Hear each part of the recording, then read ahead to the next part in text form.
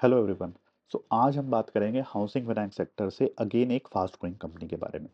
Company का नाम है होम फर्स्ट फाइनेंस। ये कंपनी पहले जो है 30% से ज़्यादा का, अगर पिछले 7-8 साल का रिकॉर्ड देखा जाए तो 30% से ज़्यादा की ईएम ग्रोथ करती थी। अभी भी हेल्दी ग्रोथ करती है, बट गाइडेंस थोड़ा सा घटा है। अब गाइडेंस, ग्रोथ गाइडेंस 25% का है। अब कंपनी के सबसे पहले ना Q3 के रिजल्ट देखते हैं कि कंपनी के कैसे रहे रिजल्ट।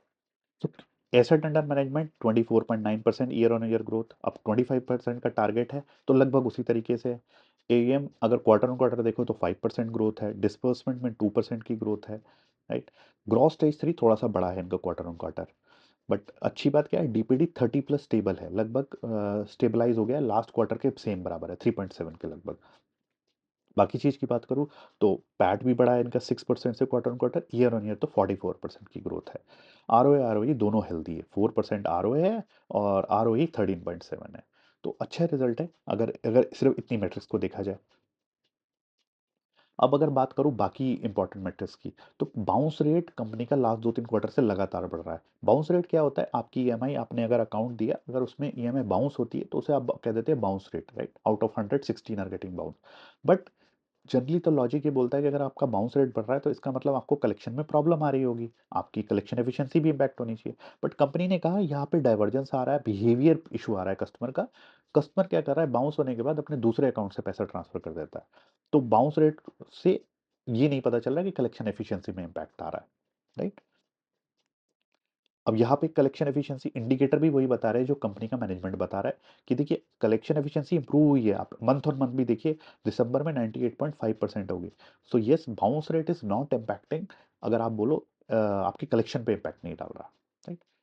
अब अगर मैं और एसेट क्वालिटी इंडिकेटर्स देखूँ तो important indicator is DPD 1+। DPD 1+ क्या होता है, डे पास ड्यू, A1+, जिसकी भी ईएमआई एक दिन से ज़्यादा ड्यू है। वो नंबर इनका 5.5 से घटकर 5.3 आ गया। तो ये डेफिनेटली एक पॉजिटिव चीज़ है। देखिए यही बंदे तो आगे जाके आपके डिफॉल्ट करेंगे, इन्हीं में से कोई डिफॉल्ट करेंगे। अब ये पूरा पूल ही 5.5 से 5.3 हो गया, इसका मतलब आने वाले समय में आपकी एसेट क्वालिटी और बेटर हो सकती है। This is clearly saying that, right. अगर मैं स्टेज 2 और स्टेज 3 की बात करूँ तो स्टेज 2 घटा है 10 बिप से, स्टेज 3 बढ़ा है।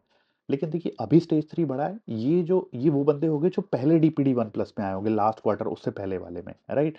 लेकिन अगर हम आगे की बात करें तो आने वाले दिनों में तो ये डीपीडी 1 जो अब कम हुआ है इसमें से डीपीडी 3 में जाएंगे, स्टेज 3 नेट स्टेज 3 में जाएंगे। तो यानी कि डेफिनेटली अभी तो 10 बिप्स बड़े हैं आपके। ग्रॉस स्टेज 3 में भी अगर आप देखो 1.9 से 2 हो गया है और नेट स्टेज भी बढ़ा है। लेकिन डीपीडी 1+ का रिड्यूस होना definitely step in the right direction और क्लियरली बता रहा है कि कुछ हद तक एसेट क्वालिटी पे कंट्रोल आ रहा है कंपनी का। अब अगर मैं पैट की बात करूँ तो क्लियरली ग्रो होता हुआ दिख रहा है। आरओई दोनों हेल्दी है, 4% आरओए है, आरओई 13.7 है। और इनफैक्ट ये आरओई 16.5 तक था लास्ट ईयर तक, बिकॉज कंपनी ने प्रेफरेंशियल इशू इक्विटी डाइल्यूट करी है, इसलिए ये घट गया है। अदरवाइज कंपनी 16 to 17% का आरओई करती थी और आरओई लगभग 4% का था। अब और इंपॉर्टेंट मैट्रिक्स देखो, एसेट क्वालिटी कैसे इंप्रूव हो रही है ये पता चल रहा है। देखिए क्रेडिट कॉस्ट भी घट रही है, क्वार्टर ऑन क्वार्टर भी रिड्यूस हुई है आपकी, क्लियरली दिख रहा है। तो और इसी कारण से आपको पैट में भी प्रॉफिट मिला, पैट में भी ज़्यादा ग्रोथ मिली है, पैट 6% ग्रो किया और ईयर ऑन ईयर 44% की ग्रोथ है। तो overall decent set of number थे, थोड़ा पॉजिटिव बायस है क्योंकि एसेट क्वालिटी अर्ली डिलिक्वेंसी आपको कम होती हुई दिख रही है। अब बात करते हैं कंपनी की कॉन कॉल इनसाइट्स की। सो अगर मैं कॉन कॉल इनसाइट की बात करूँ तो देखिए, एक तो क्लियरली चीज़ देखी कि कंपनी ने ये बोला कि जो स्टेट वाइज सबसे पहले जो इन कंपनी को इशू आ रहा था कि ये रूमर बहुत चल रही थी कि कंपनी का मैनेजमेंट जो है, एमडी जो है मनोज विश्वनाथन, थोड़ी सी रूमर चल रही कि शायद ही में लीव द कंपनी। तो कंपनी ने इसे क्लैरिफाई किया कि he is not leaving the company. देखिए खासकर फाइनेंशियल में ना, बैंक हो गया, एनबीएफसी हो गया, इस टाइप के में ना, वैसे तो सभी में मैनेजमेंट इंपॉर्टेंट होता है बट इनमें बहुत ज़्यादा इंपॉर्टेंट होता है। बिकॉज आप ना पैसा लेंड कर रहे हो, छोटी सी गलती ना आपकी बैलेंस शीट को पूरी डिस्ट्रॉय कर देती है। तो he clarify that he will continue in the role. So that is a comforting sign, right. इसके अलावा कंपनी ने स्टेट वाइज अपडेट दी है। सबसे बड़ी स्टेट कौन सी कंट्रीब्यूट करती है कंपनी को, गुजरात की। तो कंपनी को लग रहा था कि टैरिफ की वजह से उसमें इम्पैक्ट होगा, बट कंपनी सेइंग उसे ऐसा नहीं दिख रहा है, सक्सेसफुली उन्हें लग रहा है कि ओवरकम कर दिया है, अच्छी इकोनॉमिक एक्टिविटी दिख रही है। तो गुजरात बिल्कुल ऑन ट्रैक चल रहा है। तो only state that is facing issue is Tamil Nadu, जो कि इन्हें पिछले 1-2 क्वार्टर से दिख रहा है। टेरिफ रिलेटेड के कारण दिख रहा है और टीम चर्न भी हो रहा है, दोनों कारणों से दिख रहा है। तो टीम उन्होंने ऑलरेडी स्टेबलाइज कर दी है और ग्रोथ वो एक्सपेक्ट कर रहे हैं Q2 FY27 से उन्हें देखने को मिलेगी। यूपी में भी उन्होंने ग्राउंड वर्क स्टार्ट कर दिया है कंपनी ने, टीम बनानी स्टार्ट कर दी है, बट उसका रिजल्ट जो है FY28 से देखने को मिलेगा। अब इसके अलावा कंपनी ने थोड़ा बहुत बैलेंस बीटी आउट के बारे में बात करी। बीटी आउट क्या होता है? Balance transfer out. ये इसका मतलब ये होता है कि आपका कस्टमर किसी और लेंडर के पास जा रहा है, सिंस या तो उसको लोन कम रेट पे मिल रहा है या किसी भी कारण से, तो ये ज़्यादा होने का मतलब है यानी कि आप कस्टमर को रिटेन नहीं कर पा रहे हो। वो इस क्वार्टर में घटा है, that is a positive sign. 7.6 से 6.6 हो गया। ऑल्दो ये अच्छे समय में काफ़ी कम होता था, बट यहाँ पे कंपनी ने ये एक्नॉलेज किया कि कंपिटिटिव इंटेंसिटी बहुत ज़्यादा है जहाँ पे ऑपरेट करते हैं। ये 10 से जो है ना 10 लाख से ऊपर पे ज़्यादा ऑपरेट करते हैं, राइट? 10 से 40 वाली रेंज में। तो वहाँ पे कंपिटिटिव इंटेंसिटी ज़्यादा है।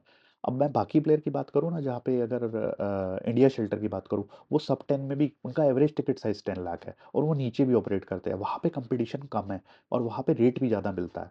तो इनकी डोमेन में कंपटीशन थोड़ा ज़्यादा है, इसलिए बीटी राउट भी थोड़ा-सा ज़्यादा दिखता है। राइट। तो ये कंपनी की कॉन कॉल की इनसाइट्स थी। गाइडेंस कंपनी ने मेंटेन किया है कि इस साल भी 25% ग्रो करेंगे और नेक्स्ट ईयर भी 25% ग्रो करेंगे। 25 से 30 ब्रांच नेक्स्ट ईयर में ओपन करेंगे, तो ये कंपनी ने गाइडेंस दिया है। और मीडियम टर्म गाइडेंस उससे आगे का भी कंपनी ने एस्पिरेशनल टारगेट है 2030 तक 35,000 करोड़ की एयूएम। तो इसका मतलब क्या हुआ कि इस साल और नेक्स्ट साल तो 25% ग्रोथ है, उसके बाद ग्रोथ थोड़ी सी टेपर डाउन होगी, वो 20 से 23% की ग्रोथ रह जाएगी। तो जो इंजन पहले जो ये कंपनी पहले 30% से ज़्यादा ही ग्रोथ देती थी, अब इन 2 सालों में 25% ग्रो करेगी, उसके बाद और भी कम होगी ग्रोथ। तो डेफिनेटली ग्रोथ का घटना अच्छा नहीं होता, बट इट इज़ अंडरस्टैंडेबल क्योंकि बुक का साइज़ बढ़ रहा है, राइट? जैसे जैसे आप बड़े होते रहते हो तो आपका इतनी तेज़ी से ग्रो करना मुश्किल होता है। अब अगर मैं बात करूँ कंपनी का वैल्यूएशन कैसा है, देखिए कंपनी इस समय 2.6 के प्राइस टू बुक पे ट्रेड कर रही है। और अगर मैं हिस्टोरिकल एयूएम ग्रोथ देखूँ ना कंपनी की लास्ट 8 साल की, तो आपको 40% का एयूएम दिखता है ग्रोथ, 40% से ग्रो करती आई है।